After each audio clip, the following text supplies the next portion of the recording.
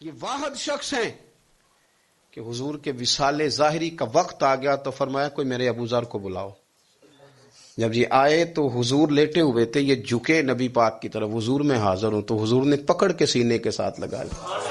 میرے رسول پاک صلی اللہ علیہ وسلم کی خدمت میں ایک دفعہ عرض کرنے لگے حضور مجھے صوبے کا گورنر بنا دیں. تو نبی پاک نے فرمایا ابو ذر میں عہدے پسند نہیں کرتا, تو تمہیں بھی میں کہتا ہوں عہدہ نہ لینا, تمہیں بھی کہتا ہوں عہدہ نہ لینا. فرمایا ابو ذر میں جو چیز اپنے لیے پسند کروں گا تمہیں بھی اسی کا مشورہ دوں گا.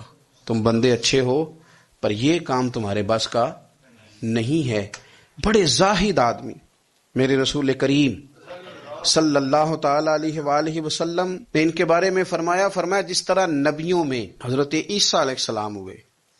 دیکھیں نا, انبیاء میں اللہ تعالیٰ نے ہر قسم کی عظمت نبیوں کو دی. جناب سلیمان علیہ السلام کا تو تخت بھی ہوا میں اڑتا تھا, جن تک تابع دار تھے. اور نبیوں میں حضرت عیسیٰ بھی ہیں جن کے پاس گھر بھی کوئی نہیں, شادی بھی کوئی نہیں کی, اینٹ سرانے رکھ کے تکیہ بناتے. ایک ان کے پاس کنگھی تھی اور ایک پیالہ تھا.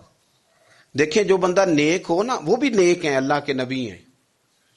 آپ اپنا تقوی مسلط نہیں کریں گے, جو وہ کر رہے ہیں وہ بھی مخلص ہو کے کر رہے ہیں. حکومتیں جو چلانی ہیں تو وہ کس نے چلانی ہے؟ اگر نیک بندے نہیں آئیں گے تو غلط لوگ آئیں گے, قوموں پہ ظلم کریں, وہ بھی اپنی جگہ ٹھیک ہے. لیکن یہ جو کر رہے ہیں یہ بات بھی اپنی جگہ بالکل ٹھیک ہے. ہم پتہ کیا کرتے ہیں, ہم چیزوں کو مسلط کرتے ہیں, ایک دوسرے پر مسلط نہیں کریں چیزوں کو. آپ جو کر سکتے ہیں, جو رستہ آپ کو صحیح لگتا ہے اختیار کر لیں. یہی تو ہمارے دین کا حسن ہے کہ سارے رستے واضح کر کے ہمیں دکھاتا ہے.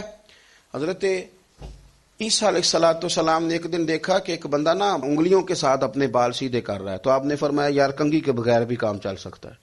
کنگھی بھی خیرات کر دی. دیکھا ایک بندہ ہاتھ کا تکیہ بنا کے لیٹا ہے, تو فرمایا اینٹ بھی دے دو کسی کے کام آ جائے. ایک دن دیکھا کہ ایک بندہ نا یوں چلو میں پانی پی رہا ہے, فرمایا پیالہ بھی رہنے دو, اس کے بغیر بھی کام چل ہی جاتا ہے. جناب عیسیٰ کا یہ زہد تھا.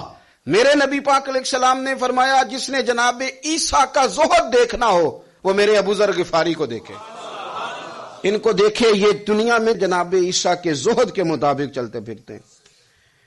ساری زندگی دولت کو, مال کو پسند نہیں کیا. جہاں رہتے تھے ایک گورنر صاحب نے 300 دینار تحفے میں بھیجے. تو ایک ہوتا ہے نا بندہ کہتا نہیں ضرورت نہیں. اور حضور سید عالم صلی اللہ علیہ وسلم نے حضرت عمر سے فرمایا تھا جو خود بخود آ جائے وہ قبول کر لو اللہ کی طرف سے. لیکن ان کا رنگ فقیری والا تھا اور تھوڑا انوکھا تھا.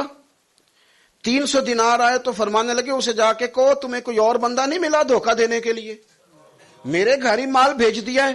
فرمانے لگے میرے پاس گدھا ہے سواری کرنے کے لیے, میرے پاس بکریاں ہیں دودھ پینے کے لیے, میرے پاس ایک چادر اضافی ہے سامان میں سے. میں تو ڈرتا ہوں کہ رب کہیں اس چادر کے بارے میں سوال نہ پوچھ لے, اور تم ہو کہ میرے پاس یہ لے کے آئے ہو. حضرت عثمان غنی کے پاس جا کے کہا کرتے کتنا لوگوں کے پاس پیسہ آ گیا ہے, ہر بندے کے گھر میں مال ہے, یہ کیا ہو رہا ہے, لوگوں سے کہیں خرچ کریں غریبوں پہ.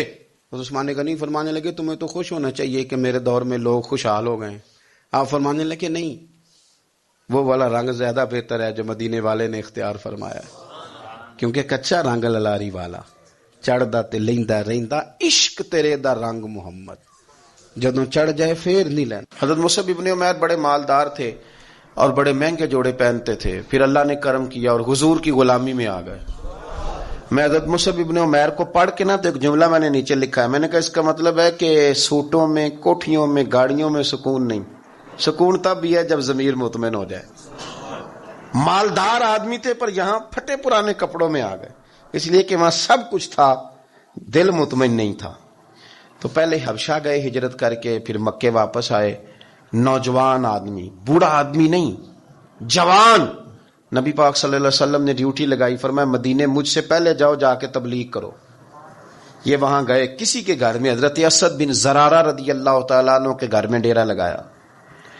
وہاں بنی ظفر کا ایک گھر تھا, ایک حضرت اسد بن زرارہ کا, وہاں تبلیغ کرتے, دین بتاتے.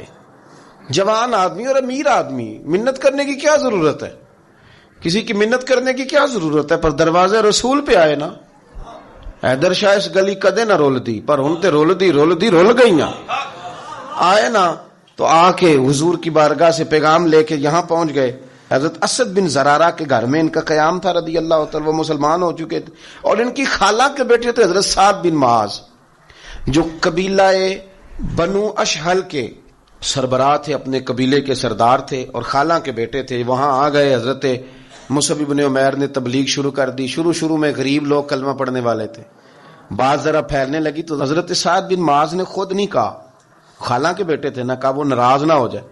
حضرت سید ابن حدیر کو بلایا اور بلا کے کہنے لگے یار تو جا، میرا وہ خالہ کا بیٹا ہے، میں کوئی بات کروں گا تو وہ ناراض ہو جائے گا، جا سمجھا، وہ ہمارے سادہ لوگوں کو کہہ رہے ہیں کہ تمہارے باپ دادا بھی گمراہ تھے، بت پوجتے تھے، واپس آؤ. تو وہ تو ایک نئی دراڑیں ڈالیں، جا کے. اب وہ بھی سردار بندے تھے. تو دوسرا یہ کہ اگر کوئی کسی کو اشتعال دلا کے بھیجے، وہ کسی کو کہہ کے بھیجے کہ جا کے کمال کر دے، تو ہی ہے جو اٹھا سکے. تو آپ کو پتہ ہے چودھری صاحب کو تو 3 دفعہ چودھری صحیح کر کے کہہ دیں تو کام ویسے ہی اللہ ماشاءاللہ اوپر چلا جاتا ہے. چودھری صاحب کہتے ہیں میں چودھری بن کے دکھانا ہے، ہو ہی نہیں سکتا. سیٹھ صاحب کو 2-4 دفعہ یہ آپ نے کہنا ہے آپ سیٹھ صاحب ہیں تو معاملہ جو ہے وہ اوپر چلا جاتا ہے. یہ جوان بچے ہیں، ان کو آپ کہہ دیں کہ اتنا تو جوان ہے اور فلانا تجھے بات کر گیا ہے، تو پہلے بیچارہ چاہے بھول بھی گیا ہو وہ چلا جاتا ہے گھر سے بندوق لینے.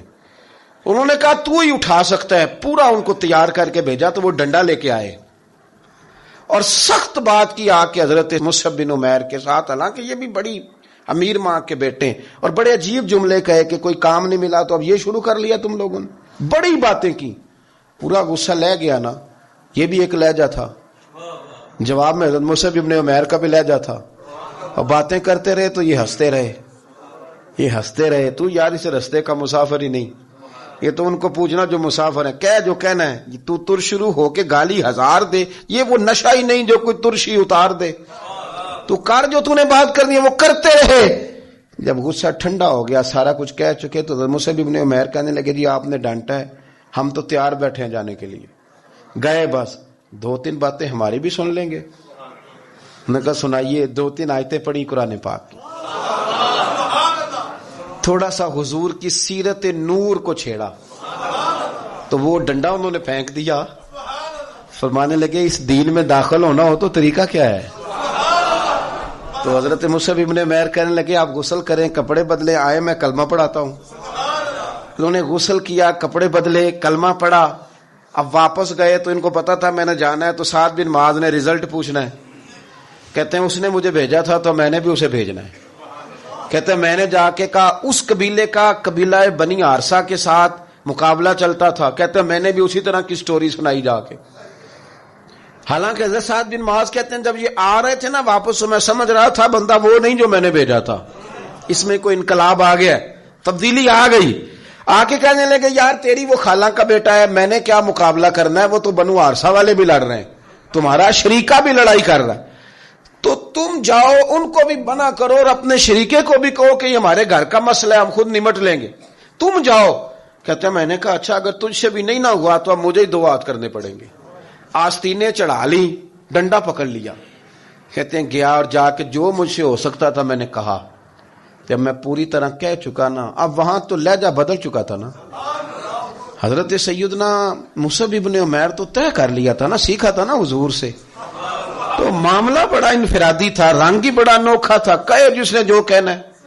اب یہاں تو معاملہ دوسری طرح کا ہوگا. پوری کہتے ہیں میں نے بات کر لی تو وہ میں نے کہا جاتے ہو کہ نہیں؟ کہنے لگے جی جانا ہے. جانا کیوں نہیں؟ تاری ماڑ اڑانا باہو اسی تو ایک گئی اڈن آ رہے تیار بیٹھے. ہمیں مدینے والے نے کہا تھا حبشہ جاؤ تو گئے تھے، واپس مکے آؤ تو آئے تھے، اب یہاں بھیجا ہے تو تاڑی مار اڑانا باہو اسی تے اگے ہی اڈن ہارے. آپ نے فرمایا جانا تو ہے اور آپ کہہ رہے ہیں جاؤ تو ہم جاتے ہیں، لڑائی نہیں کرتے، پر 2-3 باتیں ہماری بھی سن لو. حضرت سعد بن معاذ کہنے لگے سناؤ. تو حضرت مصعب بن عمیر کا لہجے کا حسن، لہجے کی خوبصورتی. لوگ کہتے ہیں جی آپ کے پاس ایسا کیا ہے؟ تو بھی جواب یہ ہے کچھ تو ایسا ہے نا جو تمہارے پاس نہیں، کچھ تو ایسا ہے نا، تو جاؤ ٹٹولو سوچو پتہ کرو، کچھ تو ایسا ہے نا جو تمہارے پاس نہیں ہے، وہ تلاش کرنا چاہیے کہ جو کہیں اور نہیں ہے، اور اگر نہیں تمہارے پاس تو وہ حاصل کرو، پیدا کرو. حضرت سیدنا مصعب بن عمیر نے 2-3 آیتیں سنائی، حضور کی باتیں سنائی. تو سن کے صحابہ کی باتیں جب لوگ مسلمان ہوتے تھے، پھر سرور عالم کی یارو گفتار کا عالم کیا ہوگا. انہوں نے 2-3 باتیں سنائی تو حضرت سعد بن معاذ بھی مسلمان ہو گئے. اب واپس گئے. یہ قبیلے کے سردار تھے، اور یہ وہ لیڈر تھے جن پر قبیلہ جان دیتا تھا. سارے لیڈر اس طرح کے نہیں ہوتے کہ قوم کا ایک خائن ہے، بددیانت ہے. لیڈر تھے پر قبیلہ جان دیتا تھا.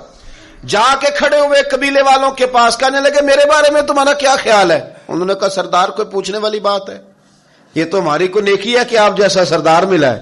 فرمانے لگے مجھ سے پیار کرتے ہو حضرت جی؟ بڑا. فرمایا مجھ پر تمہارے ساتھ آج کے بعد کلام حرام ہے. کہا کیوں؟ کہنے لگے اتنی دیر کلام نہیں کروں گا جتنی دیر تم مدینے والے رسول کا کلمہ پڑھ کے مسلمان نہیں ہو. تو حضرت سعد بن معاذ نے سارا قبیلہ مسلمان کر لیا. حضرت سید ابن حدیر بھی مسلمان ہو گئے، اور اتنا بڑا ماحول بن گیا مدینے میں کہ جہاں 12-13 لوگ کلمہ پڑھتے تھے، 70 لوگ اگلے سال حضور کی بارگاہ میں گئے، حضور اب ہماری جمعیت بن گئی، یا آپ تشریف لائیں.